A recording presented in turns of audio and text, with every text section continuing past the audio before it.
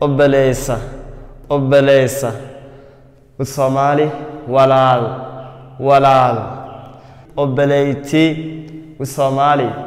walaasha walaasha eesuma with Somali abti abti father abba abba with Somali abo abo mother mother hada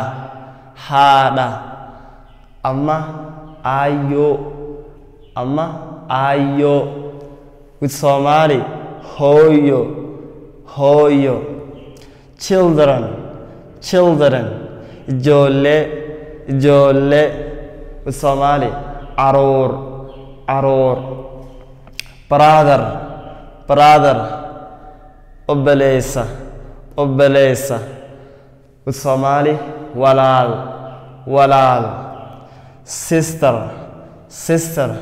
obboleyti obboleyti with Somali walaasha walaasha uncle uncle adeera adeera with Somali adeer adeer uncle uncle